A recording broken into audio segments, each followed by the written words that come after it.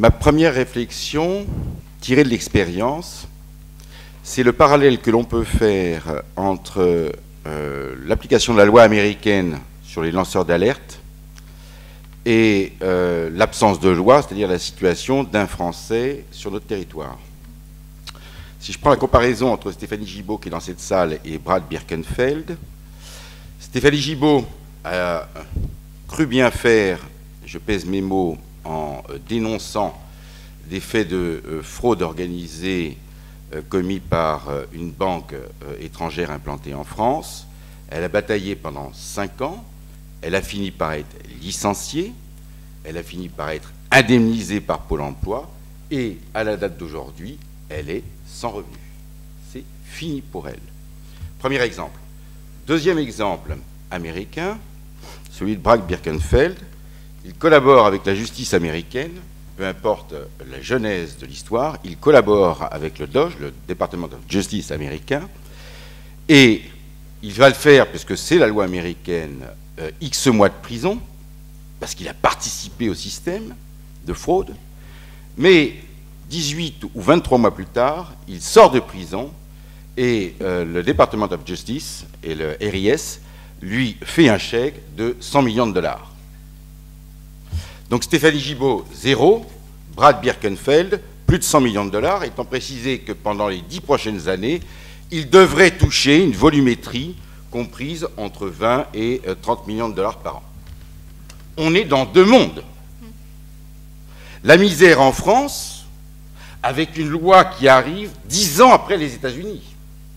Et les États-Unis qui vont récompenser une personne qui, effectivement, a permis à l'État américain de recouvrer une partie de la fraude fiscale commise au préjudice de cet État. D'un côté, une personne dénonce, c'est à l'origine, la genèse de l'affaire UBS, 0, de l'autre, des dizaines de millions qui vont couler à flot sur un compte bancaire individuel.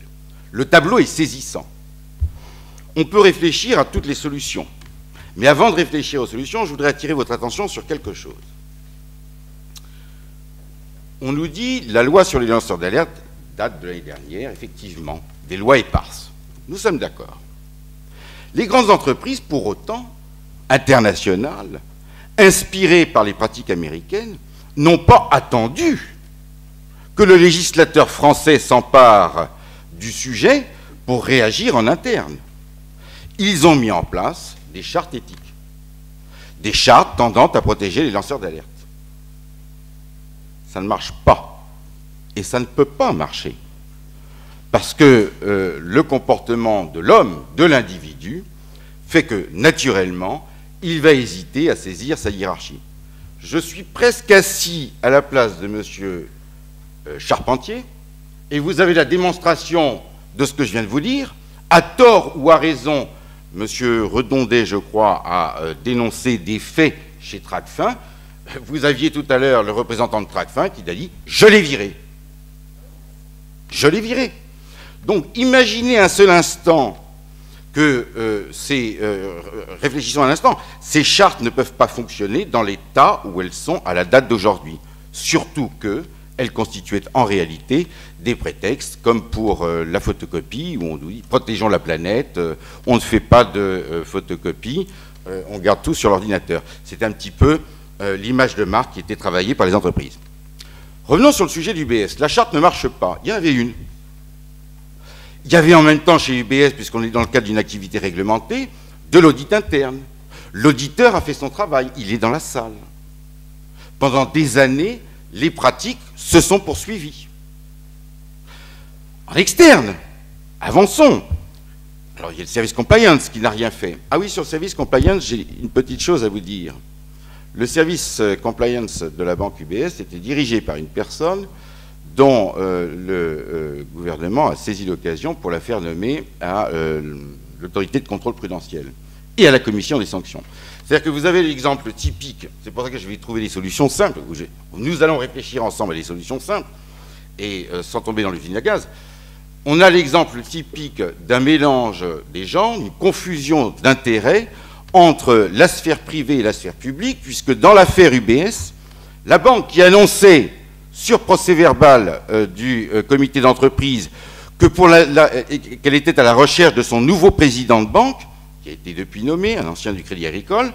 Elle indiquait aux salariés qu'elle cherchait une personne qui allait être en mesure d'influencer les plus hautes sphères de l'État. C'est intéressant. C'est-à-dire que noir sur blanc, c'est écrit. D'ailleurs, j'ai déposé une plainte pénale pour trafic d'influence, pour dénoncer ces agissements, ce qui a entraîné indirectement la démission de la contrainte et forcée de Mme Bonfante, puisqu'elle passait du statut UBS, salarié UBS, au statut commission des sanctions, où la banque UBS s'était bien évidemment présentée pour être sanctionnée. Je disais, ça ne fonctionne pas en interne de la banque, ça ne fonctionne pas en externe de la banque non plus. Je vais faire le parallèle après avec la loi américaine. En France, UBS, si vous lisez le livre d'Antoine Peillon, même le chiffre est faible, c'est 600 millions qui manquent à la France. Qui manquent à la France. On est loin du compte.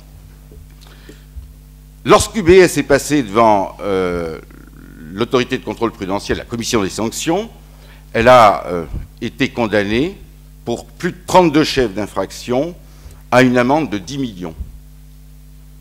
10 millions. Aujourd'hui, aux États-Unis, on réclame à BNP Paribas 10 milliards de dollars. 7,5 millions ou 8 millions d'euros. 8 milliards d'euros.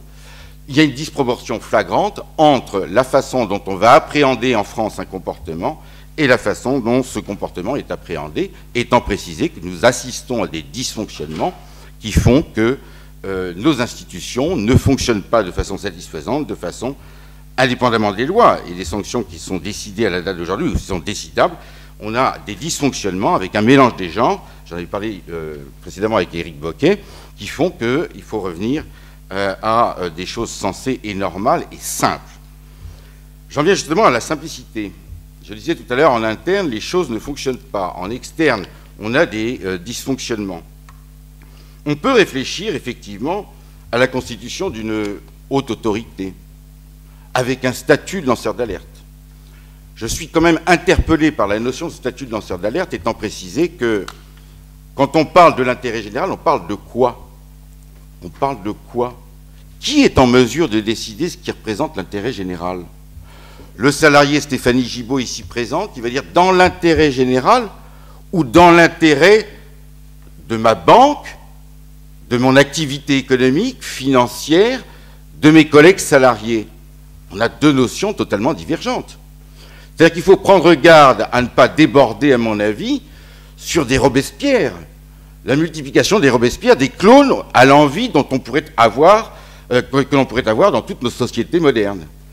C'est-à-dire qu'il faut revenir à la notion, le lanceur d'alerte pour moi en entreprise ou dans un organisme d'État est une personne qui a une vision patrimoniale de protection de l'intérêt de l'entreprise et qui est là uniquement pour veiller au-delà de l'aspect infractionnel qui est à prendre en compte, dans le cadre de cet aspect infractionnel, de prendre en compte l'intérêt général entendu comme la préservation de l'entreprise constituant un patrimoine commun partagé par des investisseurs, partagé par des salariés qui constituent la valeur essentielle d'une entreprise.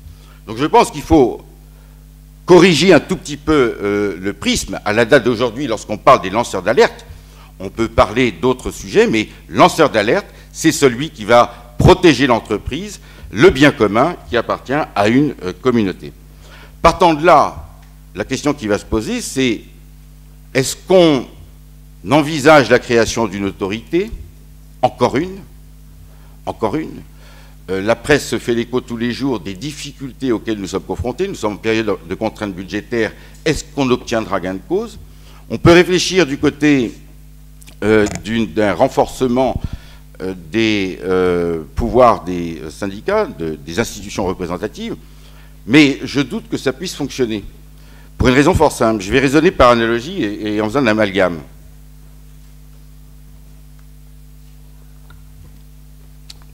Notre arsenal législatif en droit du travail n'a jamais été aussi puissant ou contraignant, selon le MEDEF, qu'aujourd'hui. Il n'est que l'arsenal législatif communautaire retranscrit en droit français. On a des institutions représentatives, on ne peut pas licencier comme on veut, etc. Pour autant, la crise d'aujourd'hui nous démontre une chose. tout simplement qu'on peut mettre tous les verrous que l'on veut. Si une entreprise veut licencier ou veut se délocaliser, elle se délocalisera. Donc la solution ne passe pas nécessairement par les verrous. J'en veux pour preuve l'exemple du plan de sauvegarde de l'emploi. Lorsqu'on vire des gens en France, nos politiques ont réussi à inventer ce terme merveilleux, plan de sauvegarde de l'emploi. En fait, on vire des gens, mais on sauvegarde les emplois. Alors, effectivement, on comprend derrière que c'est pour sauvegarder les emplois qui resteront. Mais en réalité, les mécanismes de protection existants en droit du travail sont extrêmement importants et pour autant, ils ne permettent pas d'assurer la protection. Je vous écoutais tout à l'heure, Madame Meyer, dire d'une certaine façon un petit peu la même chose à propos de l'entreprise, parce que lorsqu'un employeur veut se séparer, ou c'était mon confrère, je ne me souviens plus, lorsqu'il y a des faits de corruption, etc., l'entreprise, si elle veut vraiment se séparer parce qu'elle estime qu'elle est en situation de risque, vous pouvez prévoir tous les mécanismes que vous voulez, de toutes les façons, ils licencieront et ils vont se débarrasser du lanceur d'alerte. J'en reviens donc à mon introduction. La seule sanction qui vaille, les outils, on pourra toujours les trouver, y réfléchir. La seule sanction qui vaille, et je vais revenir dans la dimension humaine, celui du dossier de Madame Gibault. Vous avez fait votre travail, vous avez servi votre entreprise, vous avez dénoncé parce qu'elle était membre du CHSCT secrétaire, en tant que secrétaire du CHSCT. C'est là où c'est tordu, l'affaire est pire. Ce n'était pas un salarié lambda, c'était un salarié qui avait un statut de représentant du personnel. Dans le statut, dans le cas de Mme Gibault, si les sanctions financières avaient été à la mesure de ce qu'elles sont aux États-Unis, à la date d'aujourd'hui, pour la dimension humaine, sa vie de famille, la reconstruction de sa vie professionnelle serait à envisager différemment de ce que c'est aujourd'hui. C'est la raison pour laquelle je pense que l'une des réformes essentielles, s'il y en a une que je peux suggérer au législateur qui est dans cette salle, c'est naturellement, des sanctions, mais surtout une sanction financière, de façon à ce que le produit de la fraude, à l'instar de ce qui se produit aux États-Unis, une grosse partie du produit de la fraude tombe dans l'escarcelle des lanceurs d'alerte. Ça me paraît essentiel et déterminant parce que derrière, ça vous soulage financièrement et ça vous permet de reconstruire, le cas échéant, une carrière professionnelle. Ce qu'il faut, c'est l'efficacité. Aux États-Unis, ça marche. Comment fait-on pour que ça marche en France? On peut raisonner par grands principes, très bien. Mais comment fait-on pour qu'une personne qui va dénoncer une alerte réelle, sérieuse, évidente, cette personne qui va être virée, laissons l'employeur virer, ça ne me dérange pas, s'il y a une péréquation et qu'il y a une condamnation à la sortie, avec l'obligation. Chacun prend ses risques, on est dans un pays libre. Je ne suis pas contre l'interdiction du licenciement, mais vous payez. Vous pouvez licencier, mais vous payez à partir du moment où une autorité, par exemple, reconnaîtra le statut provisoirement de lanceur d'alerte, la personne continuera d'être payée, et si effectivement les faits sont exacts, le produit de la fraude collectée, par l'intermédiaire de la justice, avec des sanctions attachées, le produit de la fraude sera au bénéfice du lanceur d'alerte dans une proportion, et bien évidemment de l'État, en matière de fraude fiscale. Petite précision, j'invite tous les participants de la salle, y compris le législateur, à aller rechercher la façon dont en France, parce que je me suis posé la question, la façon dont en France on récompense, alors on revient à Vichy là, les délateurs en matière fiscale ou en matière douanière. En matière douanière, je n'ai pas eu le temps de tout fouiller peut-être, j'ai trouvé un texte qui fait que la personne qui va prendre le risque de s'embêter avec les douanes pour aller dénoncer quelque chose, au maximum, touchera 3 500 €. Sauf, parce que c'est franco-français, et c'est une habitude chez nous, sauf accord particulier. Sauf accord particulier. Aucune transparence là-dessus. En matière fiscale, je n'ai rien trouvé, sauf un petit texte qui, là encore, permet des dérogations, sauf accord particulier. Mais on rentre dans les méandres du non-droit, c'est-à-dire du non-écrit, et là, il faut aller négocier avec l'administration fiscale. Imaginez notre lanceur d'alerte. J'ai dénoncé, et maintenant, je vais aller... Le fisc va vous répondre, mais attendez, on a déjà fait notre contrôle, l'argent, c'est pour nous. C'est pour vous. C'est fini pour vous. Donc, il faut revenir, et j'invite le législateur là-dessus à aller vers une plus grande transparence, puisque les textes en matière de... Enfin, on peut estimer que le lanceur d'alerte agit dans l'intérêt de l'entreprise, ou on peut estimer que le lanceur d'alerte agit également dans le sens de l'intérêt général, entendu comme l'État. Et l'État en tant que tel peut recouvrer des sommes d'argent, et une partie de ces sommes d'argent peut revenir aux lanceurs d'alerte.